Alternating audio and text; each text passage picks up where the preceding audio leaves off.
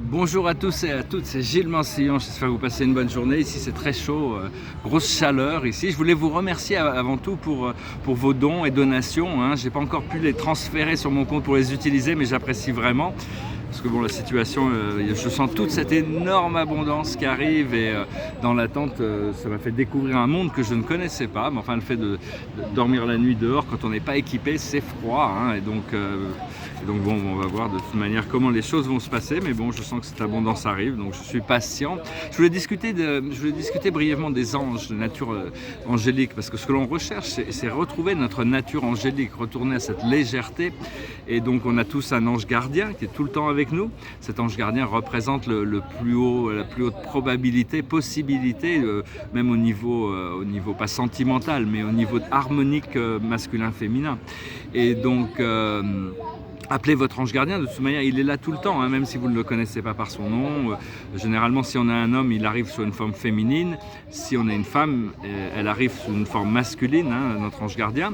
Alors il y a toutes sortes d'anges, il y a des anges planétaires qu'on appelle les créatures médianes, du premier et second ordre. Il y en a qui sont plus matériels, d'autres sont plus spirituels, ils s'occupent de toutes les affaires de la planète. Après ça il y a les chérubins et les sanobins qui sont des grands êtres qui assistent les séraphins dans leur travail, parce que les anges sont toujours dans l'état de grâce, ils ne sortent jamais de cette... Ils n'ont pas d'oubli, ils n'ont pas de mémoire, ils ont beaucoup d'humour, c'est des génies mathématiques aussi, c'est des êtres très intelligents par rapport au standard humain. Et les anges, alors bien que les anges travaillent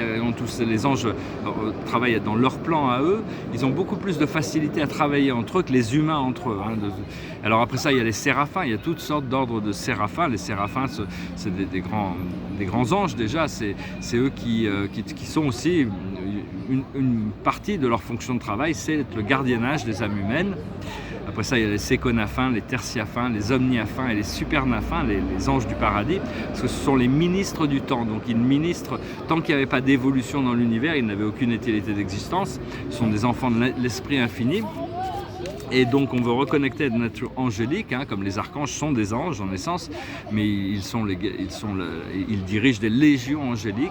Et donc on a toujours cette possibilité de reconnecter avec ces mondes. Mais bon, il faut être assez léger parce qu'ils ne vont pas descendre dans les drames, ils ne vont pas descendre dans toutes ces choses que nous, des fois, on peut avoir quand même qui passent à travers notre réalité.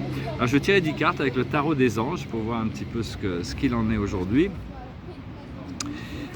Parce que je sens toutes ces ouvertures, mais bon, tant que c'est pas physiquement manifesté, c'est dur bon, on peut y croire, mais bon, il faut quand même attendre que ça se manifeste. La plus haute sagesse, c'est la connaissance, c'est le savoir.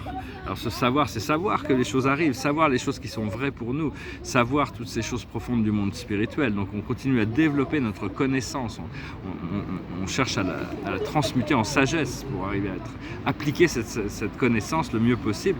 Ce qui vient autour de ça, c'est la communication. Il faut communiquer, c'est important. Bon, moi, des fois, je sais pas trop, il y a des gens, je ne veux pas trop solliciter de gens quand on n'est pas dans une situation des plus confortables, mais bon, donc on verra bien, les gens qui veulent me contacter, ils peuvent le faire aussi. Et donc, ce que l'on voit devant nous, c'est l'amitié.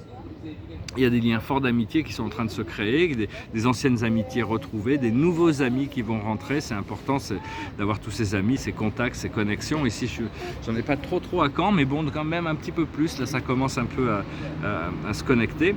Et dans notre subconscient, on a l'amour. C'est-à-dire c'est quelque chose sur lequel on a travaillé, on a développé ça à travers notre passé, à travers notre subconscient. Et maintenant on est arrivé au point de l'énergie, c'est la carte numéro 1, c'est la carte du magicien, tout est énergie. Et donc il faut arriver à comprendre la source des énergies avant qu'elles se dualisent, avant qu'elles s'opposent, avant qu'elles se séparent, avant se pousser, tirer, qui nous monte et qui nous abaisse, et qui nous monte et qui nous abaisse. Donc c'est un procédé constant. Ce qui arrive dans le futur immédiat, c'est la compassion, c'est d'arriver à appliquer l'amour qu'on veut donner aux autres à soi-même d'abord, et aussi pouvoir aider les autres, assister les autres, la compassion, c'est les actes de bienfaisance, ça nous renforce dans notre caractère, notre courage et dans notre lucidité, notre connaissance. Donc on doit continuer à cultiver l'amour. La compassion est une forme d'amour qui est qui peut être on peut concevoir ça comme une émotion, mais enfin c'est quelque chose de très raffiné, très puissant. Ce que l'on a dans notre force dans cette situation, c'est la potentialité. C'est-à-dire on voit les possibilités, on voit les potentiels des choses qui sont possibles, et donc il faut rester bien conscient de ce qui est possible, hein, de savoir que même des choses qui peuvent nous paraître impossibles d'un point de vue linéaire, d'un point de vue quantique, peuvent devenir possibles. Donc il y a toutes sortes de magies qui peuvent s'opérer. Ce qui vient à nous du monde extérieur, c'est la réjouissance. Il y a toutes sortes de réjouissances qui se préparent. Et donc on est en train de préparer tout ça, hein, cette réjouissance. Et moi, je suis des petits insectes qui sont autour de ce très bel arbre. Là, je me suis mis sous un arbre. Et donc il y a cette réjouissance qui arrive quand même, ces célébrations qui finalement vont arriver, même si bon, on a dû passer par, comme Dante, hein, traverser les cercles de l'enfer avant de trouver le purgatoire, et la lumière au purgatoire, et finalement trouver le paradis. Ce que l'on ressent dans nos émotions internes, c'est le bonheur. C'est le bonheur il y a des choses qui peuvent nous rendre heureux, mais il faut choisir le bonheur, quelles que soient les circonstances, quelles que soient les difficultés. Il faut choisir d'être heureux avec des petites choses que la vie nous apporte à chaque moment. Et l'aboutissant, c'est un renouveau, c'est une nouvelle vie, hein, on va pouvoir faire peau neuve. C'est tout un renouveau qui est en train de se préparer.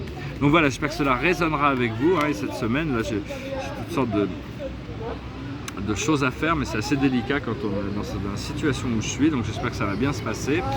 Et donc voilà, je voulais vous remercier infiniment, hein, pour toute votre assistance actuellement. Là, je sens bientôt que la libération va arriver, on pourra commencer à travailler, célébrer, faire la fête, se reposer, passer vraiment à quelque chose de nouveau. Donc j'espère aussi pour vous que la vie se renouvelle, c'est ce qui est annoncé par le tarot. Et donc on a tous des nouveaux potentiels devant nous on doit se rendre réceptif à recevoir tous ces nouveaux potentiels. Je vous salue, je vous remercie et je vous dis à bientôt. Namasté.